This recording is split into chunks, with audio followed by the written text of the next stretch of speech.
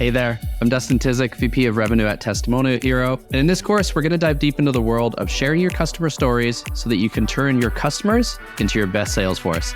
Let's begin. So why customer stories? It's simple. People trust their peers, not salespeople. A Forrester report shows that 29% of people trust marketers and sellers, but a whopping 90% trust their peers. Sure, we can capitalize upon this through peer recommendations and dark social, but dark social is organic by nature and you can't really control the message. The solution? Leverage customer stories across your entire sales cycle so you get that organic, authentic voice of your customer to shine through. If we're going to talk about customer stories, we need to talk about traditional social proof. So, things like case studies, reference calls, reviews, that sort of thing. But let's be honest, reference calls are really just a box the buyer has to check at the end of their journey. And as for case studies, do you ever actually read the whole thing? And finally, reviews. Yes, you need reviews, but come on. As a marketer, you know that it's usually incentivized and most of the reviews kind of sound the same. And what ends up happening is you and most of your competitors end up with a score somewhere around 4.3 to 4.9. So it just becomes this point of parity and this thing you have to keep doing, but it's probably not actually moving the needle and driving much of a difference. This is one thing I want to drive home before we get going at all, is that trust is 100% necessary to close deals. Especially nowadays, people are really putting their job, their reputation on the line when they sign on with a new product or service. So you can bet they're going to do the research before they actually reach out. So you need to view trust as a currency, really, and you need to be making deposits to bridge those trust gaps at every stage of the buyer's journey. Because remember, there's this hidden pipeline of deals and opportunities that you aren't even aware of yet that you might be losing if you're not building the trust that you need to move them across those trust gaps and get them in touch with you and your sales team. If you don't want to lose those deals, you need to prioritize strategic customer storytelling, not just checkbox content and not just hitting a case study quota. So checkbox versus strategic. Let me explain. A checkbox approach is usually when you have a whole list of industries, personas, and you just work your way down, just checking them off as you go. And marketers in this world, you've probably been in this situation before where sales reaches out and says, hey, I need a case study from industry X in GOY, and you do it. You do it to get sales off your back. But oftentimes you don't really think much about the story, and very rarely do you think about the distribution plan and how the case study is going to be used. The flip side of that is a strategic approach focuses on the questions, fears, and doubts that your buyers have at every stage of their journey. And instead of focusing on just churning out content, you're focusing on storytelling. And you're planning distribution prior to creating anything so that you have the right type of content at the right stage of the journey. That old saying, right? Failing to plan is just planning to fail. So let's start at the top. The key to better customer content is better interviewing and better questions. And interviewing is hard. I've done probably close to 150 podcasts now. And if I look back at the first one, I sucked at it. It takes time to become a good interviewer. So I'm going to give you some tips to improve your interviewing and question writing skills. Tip number 1, focus on the actual person's story. Make them the hero, not their corporation, because who can really relate to a faceless corporation? Tip number 2, always ask open-ended questions. Gets the conversation flowing and people will expand. You don't need to use all the content, but it gives you more to work with. Tip number 3, map the interview to the buyer's journey. Start at the top with demand generation. Here, you don't want to focus on you and what you or your product or service does. You want to talk a bit about your category and what problems you're actually solving at the top of the funnel. A good question here could be, prior to working with us, what problems were you trying to solve? After that stage, let's focus on sales enablement. Here, you want to be asking questions that get to what was on your buyer's mind as they chose you. So you can ask things like, what were your concerns and objections and how were they resolved? That way you have a customer handling your objections rather than you as a marketer or seller just talking or writing about it. And finally, on the retention and expansion side, this is where there's probably the least voice of customer and maybe the most opportunity. Here, you want to talk to them about specific future plans and expansion opportunities. So a nice simple question here that works well is, going forward in this relationship, what role do you expect our business to play and how do you see your company growing with us? Now that we've talked about asking questions, I'm going to go through some basic interviewing best practices. Tip number 1, put the interviewee at ease by asking really simple questions at the start. This could be things like, do you have plans this weekend? Or something silly even like, what's your favorite dinosaur? Tip number 2, remind the interviewee that they can answer a question as many times as they like. As editors and storytellers, you can pull out the best clips. So let them know that all of their flubs and bloopers are going to show up and they can just keep trying. Tip number 3, encourage water breaks or rest. I mean, realistically, people probably aren't going to take them, but let them know that they can call time out, take a break, ask a question, do whatever they want just to get them comfortable. Number 4, question order matters. So think about it and really think of how you can build the context as you go. Ask progressively complicated questions or progressively more involved questions, and don't be afraid to ask the same question or a similar question multiple times. Often you'll get a different answer as they've had that context of questions in between. Tip number 5, plan follow-up questions. Sometimes you'll interview someone and you'll get 1 or 2 word answers. It's really hard to make content out of that. So plan your follow-up questions and know when you want to dive deep and when you want to ask them.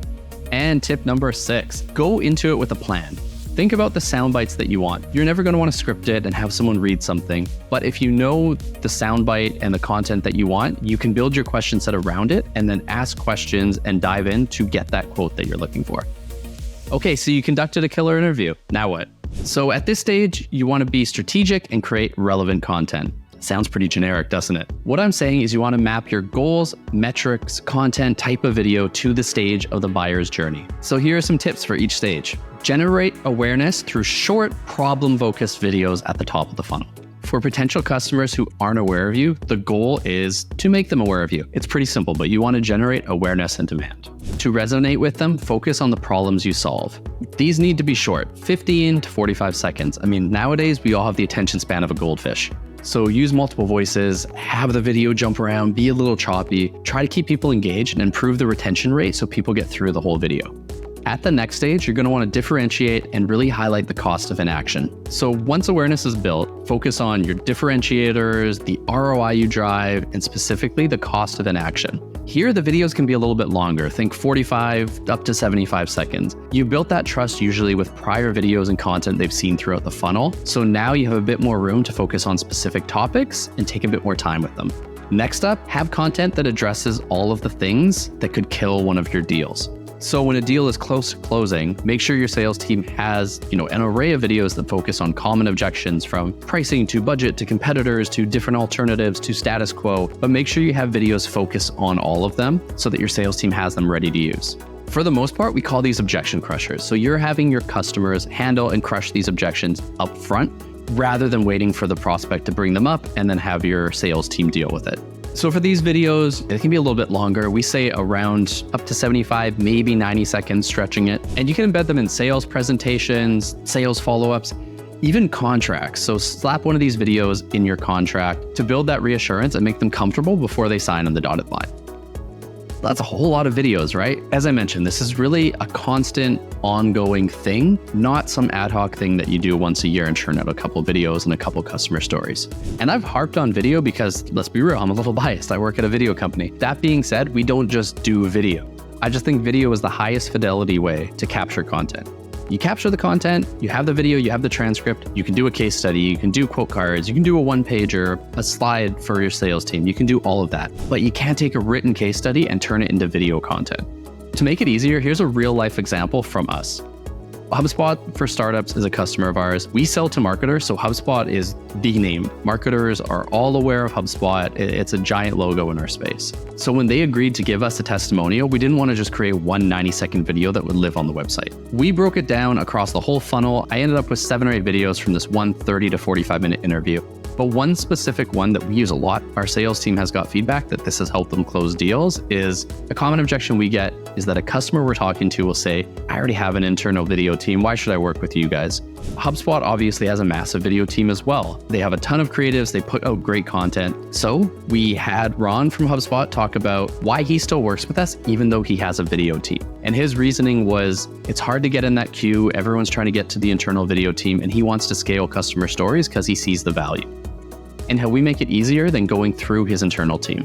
So our sales team will actually send this out proactively when we know there's an enterprise customer who likely has an internal team. We just get in front of the objection before it comes out down the road and ends up being a blocker. So here's a quick summary of how to leverage customer stories across your entire sales funnel. You can use them in LinkedIn ads at the top of the funnel, all the way through to contracts for that final stage of reassurance. Another nice tip is you can incorporate them into the value prop sections of your website. So most websites have usually image left, text right, or vice versa, talking about the value props and the value you provide. Instead of just having an image or instead of just having text where you talk about yourself, put in a video of a customer explaining that value prop in their words. And finally, Equip your sales team with your most powerful customer stories. Good salespeople, they have customer stories in their head from deals that they've closed and they've dealt with in the past, and they pull them out live on calls, which is great. But you have to be an experienced rep to do that, and it takes time. Give your reps a head start by providing them with all of the stories that they need so they can just pull them out and send them to clients using the voice of your customers. Okay, I'm tired of talking. I know that was a lot. So let's go over a few key takeaways and wrap this up. Number one takeaway, say goodbye to checkbox content. It's just burning resources. It's not moving the needle, not having an impact. So get rid of those case study quotas and all that checkbox content that you're just doing because you feel like you have to do it. Preparation is key. It's one thing to get a customer to agree, but make sure you take the time to map out your QFDs, so your questions, fears, and doubts, across the buyer's journey. You craft the right interview questions, and you think about distribution before the interview even takes place. Number three, always aim for engaging content. Think, would I actually watch this if I was a potential customer? If not, your customers aren't going to watch it. So make it engaging. Think about where the video is going to play, where your customer is going to see the video, and make it something that they actually want to watch. So that's it. I hope you learned a bit about how you can use customer stories across everything you do on the content marketing side and how you can weave them into your journey. Now you know how to conduct powerful interviews, you know how to craft compelling narratives at all stages of the buyer's journey, and most importantly, you know how to build a strong bond of trust with your potential customers. So it's time to get out there. It's time to create content that positions your customers as the hero of the story. Thanks for your time. Thanks for listening. If you have any questions, comments, something you like, something you didn't like, reach out to me on LinkedIn. Again, Dustin Tysick is my name. And also check out testimonialhero.com. Put out a lot of content on topics like this. And if you're curious about what we do, give it a look. Again, testimonialhero.com.